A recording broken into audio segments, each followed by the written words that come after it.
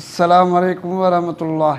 नाज़रीन, काफ़ी मुसलमान भाई माह रमज़ान के अंदर कुरान पाक की कसरत के साथ तिलावत करते हैं और इस्लामी बहनें भी माह रमज़ान में कसरत के साथ तिलावत करते हैं। फिर उसके बाद उनको ज़हन के अंदर एक ख्याल होता है हम इसका सवाब अपने मरहूम इनको किस तरह बख्शें, कि अपने वालिदैन को किस तरह बख्शें, क्या इनका सवाब जो है कि एक को बख्श सकते हैं या एक से ज़्यादा लोगों को बख्श सकते हैं। मैं आपको उसके बारे में वजाहत करने जा रहा हूँ कि नाज़रीन, अव्वल तो ये है कि आप कुरान पाक का एक ख़त्म अपने एक रिश्तेदार के अलावा जितने भी आपके मरहूम फौत हो चुके हैं आप सबको बख्श सकते हैं और उसका पूरा पूरा सवाब अल्लाह ताला हर एक को पहुँचा देगा। नाज़रीन, मैं आपको इसके बारे में वजाहत करता चलूँ। तीन तरह से आप सवाब पहुँचा सकते हैं। यानी सबसे अव्वल तिलावत कलाम पाक शुरू करने से पहले आप नियत करेंगे कि मैं अपने वालिदैन के एसाले साहब के लिए तिलावत कर रहा हूँ और इसका सवाब उनको पहुँचना चाहिए। फिर आपकी नियत करने के बाद आप जो भी पढ़ेंगे तो उनका सवाब अल्लाह ताला उनको पहुँचा देगा। और दूसरे नंबर पर दूसरा तरीका ये है कि आपने कुरान पाक की तिलावत से पहले नियत नहीं की थी, अभी कुरान पाक का ख़त्म पूरा हो गया है, आप उनको किस तरह बख्शना चाहते हैं। यानी कुरान पाक की तिलावत करने के बाद फिर आप जो है कि दिल के अंदर इरादा करके अल्लाह के हुजूर में दुआ करके उसका सवाब अपने मरहूम इनको पहुँचा सकते हैं।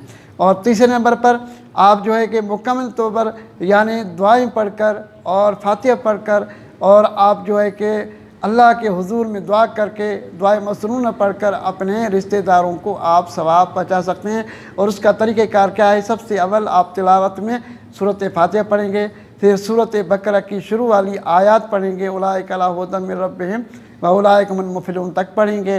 फिर उसके बाद फिर आयतुल कुर्सी आप पढ़ेंगे, फिर उसके बाद फिर सूरत बकरा की आखिरी आयत आप पढ़ेंगे, फिर उसके बाद फिर आप दरमियान में से जितनी भी आयतें आपको याद हैं आप वो पढ़ेंगे। फिर पढ़ने के बाद फिर आखिर में चारों कुल पढ़ेंगे। चारों कुल पढ़ने के बाद फिर अल्लाह के हुजूर में दुआ करेंगे कि या अल्लाह, जो कुछ मैंने कुरान पाक की तिलावत की है या फातिहा पढ़ी है या कुल पढ़ें, इसका सवाब जो अपने शान के मुताबिक तूने जो मुझे अता फ़रमाया है, ये तोहफ़तन हदीयतन नजरानन अक़ीदतन शहंशाह मदीना सुर कल्ब वसीना सल्लल्लाहु अलैहि वालैहि वसल्लम की दरबार अक़दस पहुँचा। फिर उसके बाद आपने दुआ करनी कि या अल्लाह, नबी करीम सल्लल्लाहु अलैहि वसल्लम के वसीला जलीला से तमाम अंबिया किराम के दरबार में पहुँचा, तमाम रसूल किराम की दरबार में पहुँचा, तमाम उम्महातुल मोमिनीन के दरबार में पहुँचा और तमाम सहाबे किराम की दरबार में पहुँचा, तमाम ताबीन तबा ताबीन की दरबार में पहुँचा, जो मोमिन और मोमिनात गुजर चुके हैं उनके रूह को इनका सवाब पहुँचा।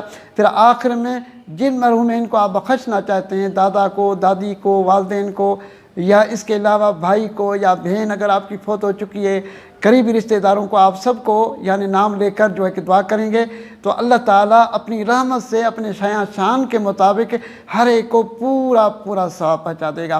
फिर उसके बाद जितना सवाब उनको मिलेगा उतना ही सवाब आपको भी मिलेगा। इसमें परेशान होने की कोई ज़रूरत नहीं है।